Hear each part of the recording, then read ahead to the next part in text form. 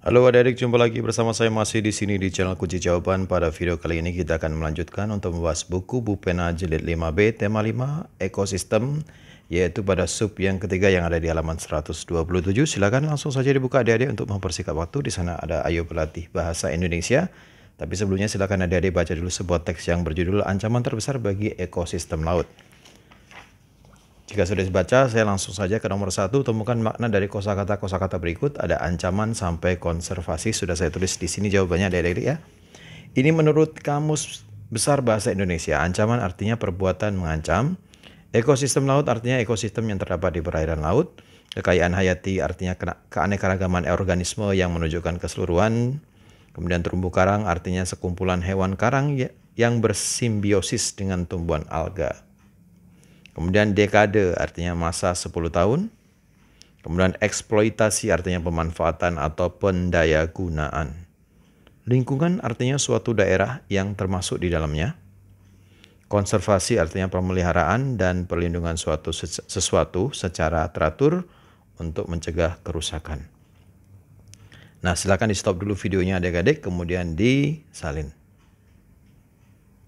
Jika adik-adik kurang puas dengan jawaban saya, silakan adik-adik cek sendiri di KBBI.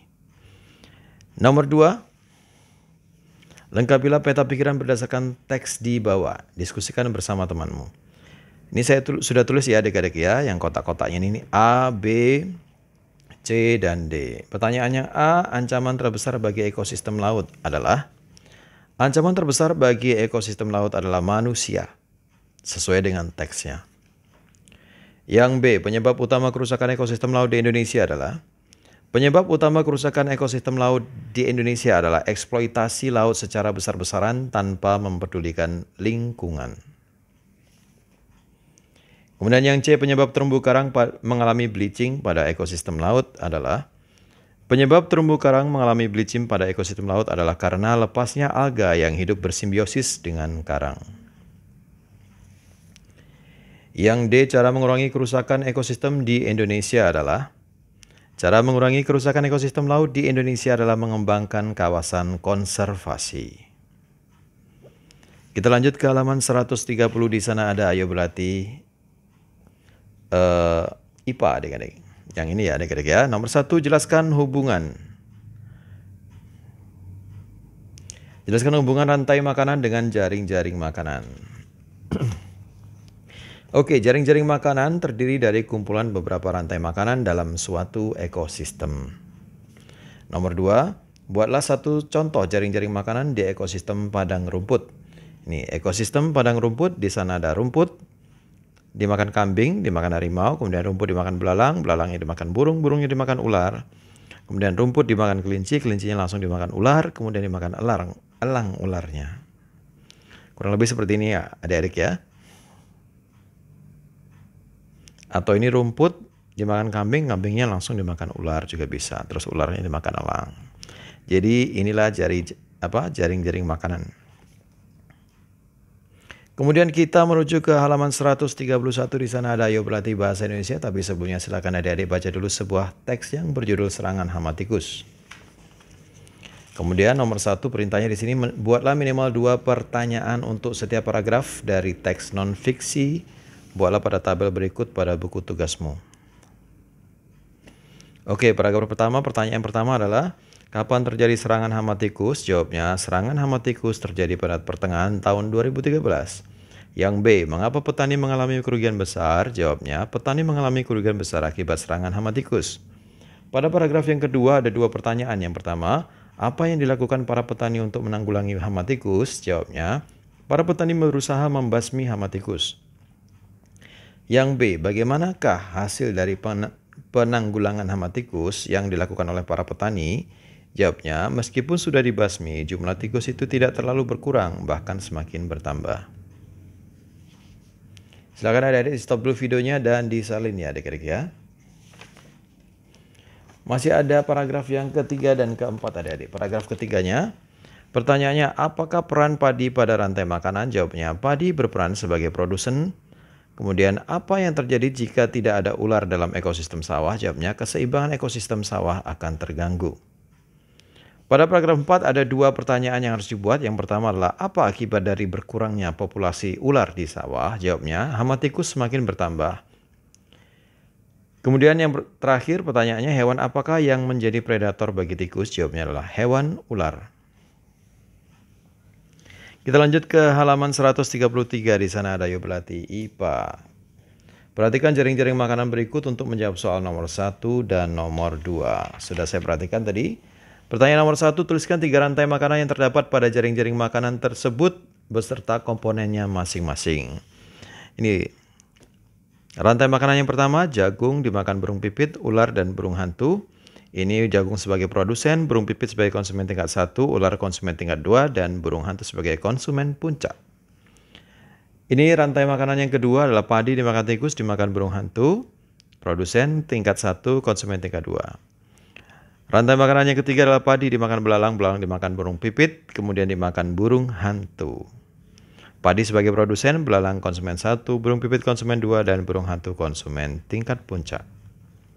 Untuk nomor 2, A. Jumlah populasi burung kecil menurun tajam. Jelaskan akibat jika terjadi perubahan pada jaring-jaring makan tersebut meliputi A. Jumlah populasi burung kecil menurun tajam. Jika itu yang terjadi, akibatnya adalah populasi ular ikut menurun, namun produksi jagung meningkat. Kemudian pertanyaan yang B, jumlah populasi tikus meningkat tajam. Akibatnya populasi padi akan mengalami penurunan karena hama tikus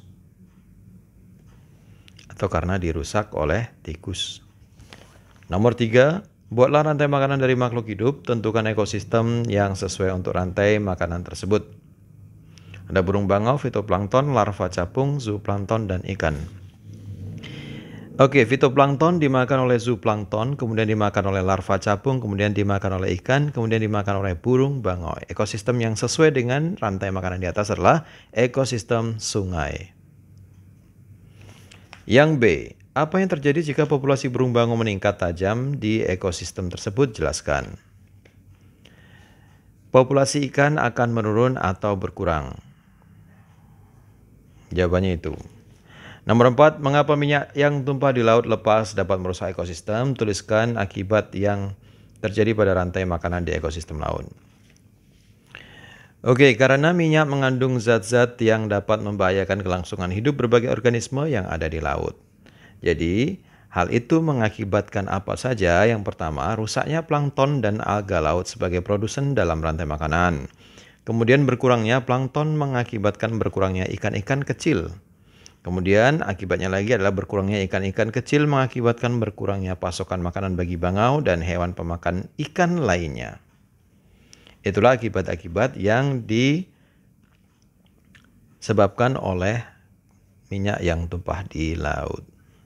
Oke adik-adik, silakan di stop dulu videonya dan disalin. Kita menuju ke halaman 134, di sana ada ayo berlatih SPDP yang paling bawah ini adik-adik. Nomor 1, apa yang kamu ketahui tentang properti tari? Ini dia. Properti tari adalah benda-benda yang digunakan sebagai alat pendukung dalam tari. Pertanyaan nomor 2, apa fungsi properti dalam sebuah tari? Fungsinya banyak. Fungsi properti tari adalah untuk memperindah tarian dan untuk menyampaikan makna tari. Nomor 3, ceritakan satu tarian dari daerahmu beserta properti yang digunakan. Yang pertama adalah tari kipas. Pakarena merupakan tarian di daerah Sulawesi Selatan. Tarian ini menggunakan properti tari berupa kipas. Lalu kita menuju ke halaman berapa itu? Halaman 135 ini adik-adik ya. Ada ayo berlatih bahasa Indonesia, tapi sebelumnya silakan adik-adik baca dulu sebuah teks yang berjudul Hutan Hujan Paru-Paru Bumi. Setelah itu pertanyaannya adalah buatlah kesimpulan dari informasi yang telah. Tunggu dulu. Oh, yang pertama, tuliskan informasi dalam teks berikut. Kemudian buatlah kesimpulan dari informasi yang telah kamu tuliskan dalam satu paragraf, lalu bacakan hasil. Oke. Tiap paragraf kita buat dulu informasi pentingnya adik-adik ya. Ini informasi pentingnya adalah yang pertama, hutan hujan merupakan habitat bagi berbagai jenis hewan dan tumbuhan di muka bumi. Informasi penting yang kedua adalah hutan hujan berperan sebagai paru-paru bumi. Informasi penting yang ketiga, hutan hujan mulai rusak karena terus-menerus ditebangi untuk lahan permukiman ataupun industri. Informasi penting yang selanjutnya adalah rusaknya hutan hujan dapat berdampak negatif bagi keseimbangan ekosistem hutan hujan. Kemudian informasi penting yang terakhir adalah cara utama untuk menjaga kelestarian hutan hujan adalah dengan tidak menebang pohon secara sembarangan dan ilegal. Kemudian nomor 2 suruh membuat kesimpulan adik-adik. Ini kesimpulannya adik-adik.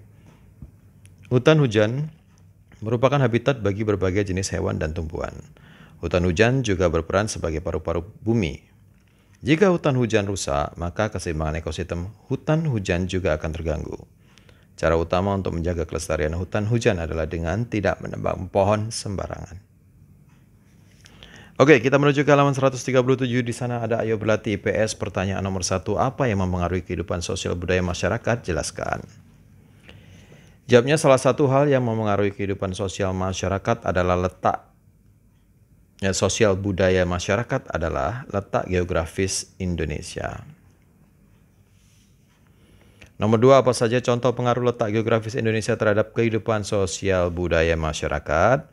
Yang pertama adalah terjadinya akulturasi atau pencampuran antara budaya Indonesia dengan budaya asing. Yang kedua, memudahkan penyebaran budaya Indonesia ke luar negeri. Nomor 3, bagaimana pengaruh letak geografis terhadap kehidupan sosial budaya di lingkungan sekitarmu? Jelaskan. Pengaruhnya di lingkungan sekitar saya adalah munculnya perpaduan antara budaya dari satu daerah dengan budaya daerah lain. Nomor 4, tuliskan akibat pengaruh tersebut bagi masyarakat sekitar. Kalau pengaruh negatifnya adalah masyarakat kurang memperhatikan dan menjalankan norma-norma dari asal daerahnya masing-masing. Oke, yang nomor 5 buat clipping, silakan adik-adik cari sendiri ya, adik-adik ya. Sekarang kita menuju ke halaman 142 PPKN.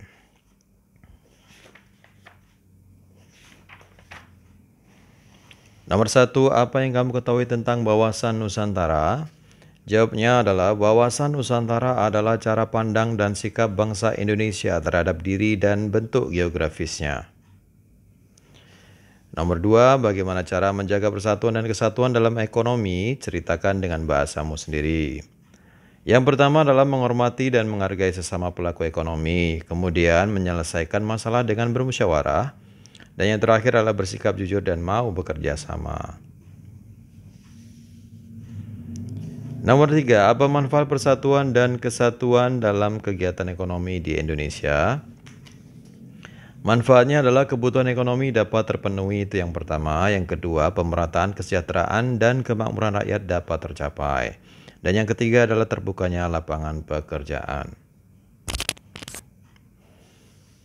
Nomor 4, diskusikan bersama teman sebelahmu tentang salah satu contoh kegiatan yang menunjukkan persatuan dan kesatuan dalam kegiatan ekonomi yang ada di daerahmu.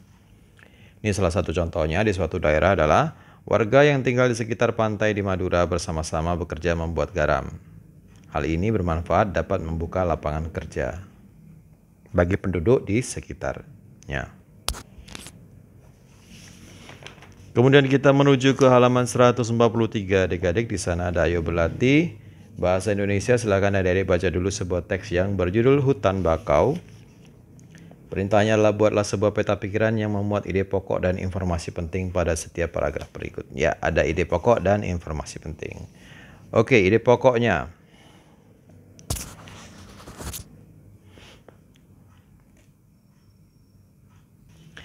Oke, ide pokok dari hutan bakau yang pertama, paragraf pertama adalah habitat hutan bakau. Yang kedua, paragraf kedua, ide pokoknya adalah manfaat dan peran hutan bakau. Paragraf ketiga, penyebab hutan bakau di Indonesia berkurang.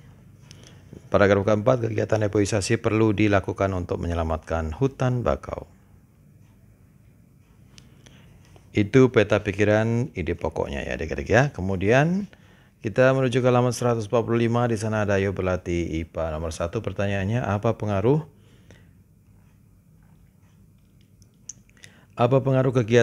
kejadian pada gambar di samping bagi keseimbangan ekosistem hutan? Jelaskan jawabanmu. Ini adalah kebakaran hutan ya adik-adik ya.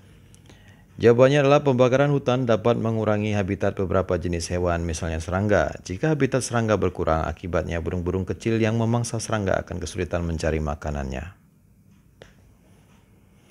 Nomor 2, carilah informasi lain tentang faktor alam yang dapat mengganggu keseimbangan ekosistem dari berbagai sumber.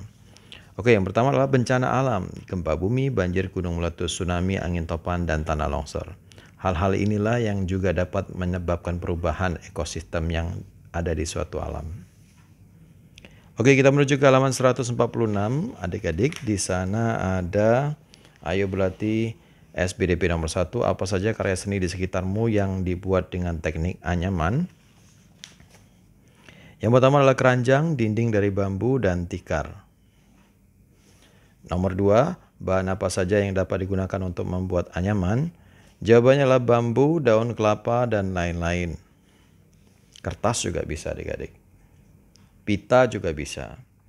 Nomor 3, tuliskan alat-alat untuk membuat anyaman berbahan bambu beserta kegunaannya. Yang pertama, pisau untuk memotong bambu, gunting untuk memotong benang, benang untuk mengaitkan bambu. Kemudian ke halaman 147, bacalah kutipan teks di bawah ini dengan saksama, kemudian berdasarkan dari teks di atas tentukan ide pokok dan informasi penting di setiap paragraf dalam bentuk tabel. Ini dia adik-adik ya. Ide pokoknya adalah pengaruh kegiatan memanfaatkan alam. Informasi penting pada paragraf pertama adalah kegiatan pemanfaatan alam seperti penebangan liar, membakar hutan dapat berdampak buruk bagi bagi lingkungan. Kemudian pada paragraf kedua, ide pokoknya adalah upaya pemeliharaan ekosistem.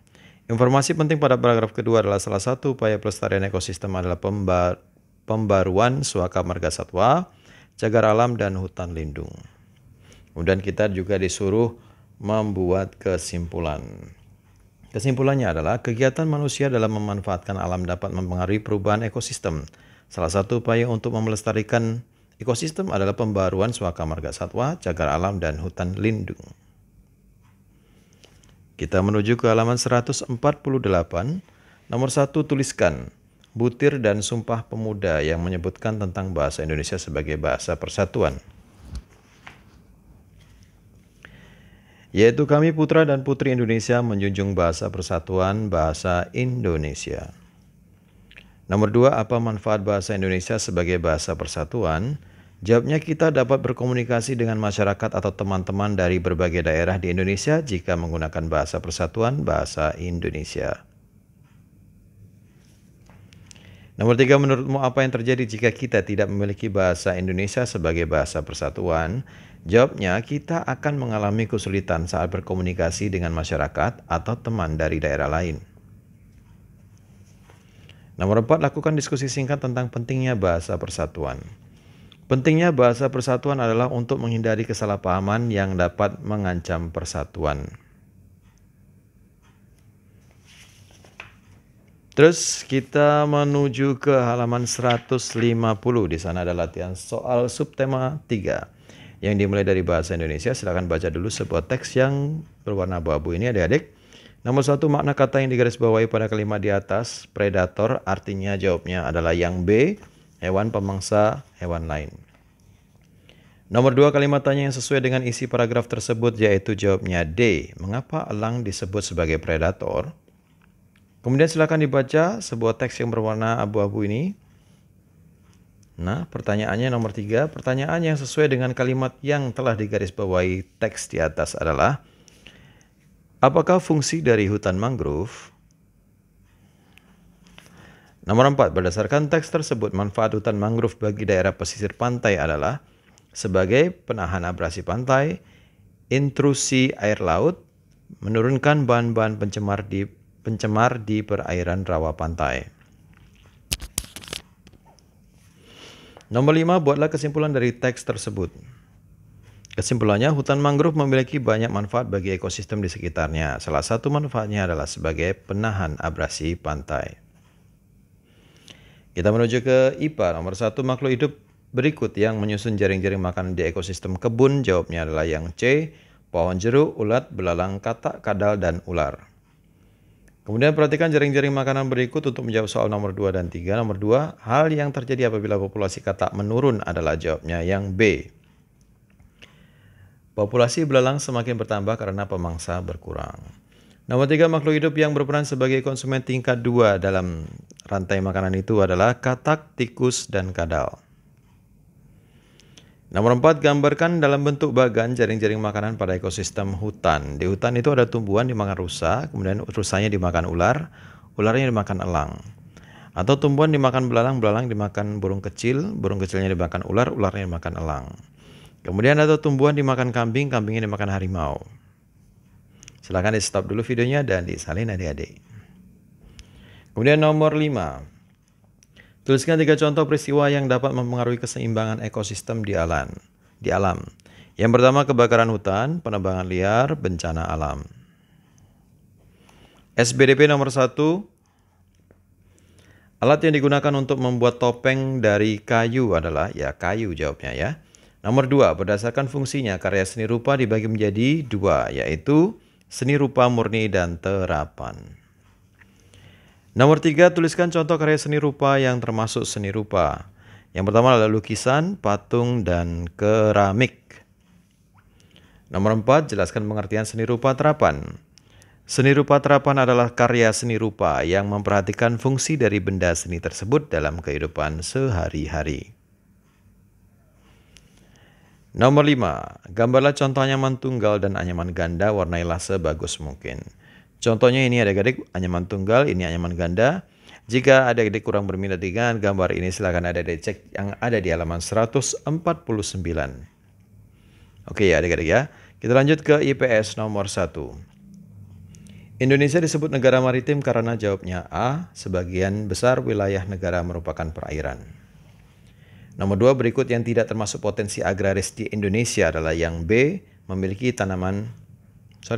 berikut yang tidak termasuk potensi agraris di Indonesia adalah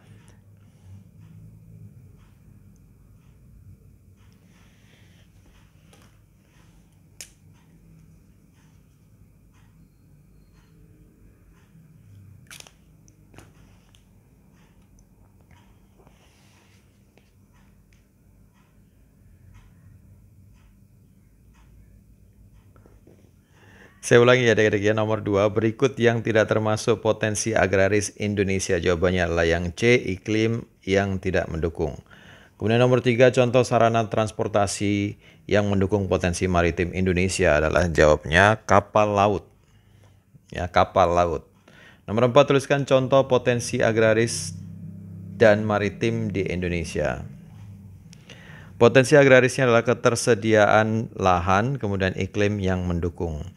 Kemudian potensi maritimnya adalah pariwisata bahari dan minyak bumi yang melimpah. Nomor 5, jelaskan pengaruh sarana transportasi dan komunikasi terhadap potensi agraris dan maritim di Indonesia.